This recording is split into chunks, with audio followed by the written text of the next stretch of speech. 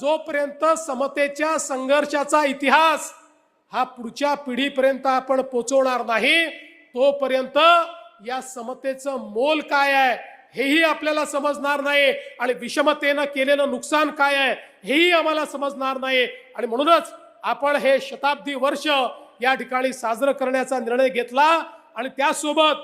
मी संजय शिरसाट यांचं मनापासून अभिनंदन करेन की आमच्या गोगावले साहेब सातत्याने मागणी करत होते आणि या ठिकाणी आपल्याला एक प्रकारे चांगल्या पद्धतीनं इथलं काम करायचं होतं। आम्ही सगळ्यांनी त्याला मान्यता दिली आणि आज अतिशय चांगलं अशा प्रकारचं चौदार तळ्याच्या सुशोभीकरणाचं एक काम आपण हातामध्ये घेतलेलं आहे।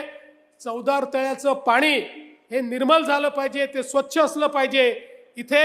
आलेल्या लोकांना भाविकांना सगळ्यांना एक आनंद मिळाला पाहिजे, इथली पवित्रता जपली गेली पाहिजे, अशा पद्धतीचं काम हे या ठिकाणी आपण हातामध्ये घेतलेलं आहे। माननीय शिंदे साहेब असतील, अजितदादा असतानाच आपण याची सुरुवात केली होती, अजितदादा असतील, आम्ही सगळ्यांनी त्याकरता मान्यता दिली आणि आज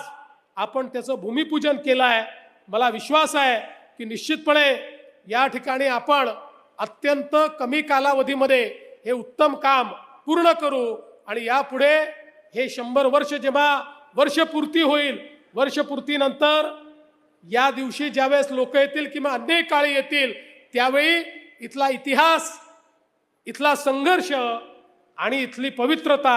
या तिन्ही गोष्टी आपल्याला चौदार तळ्याला पाहायला मिळतील।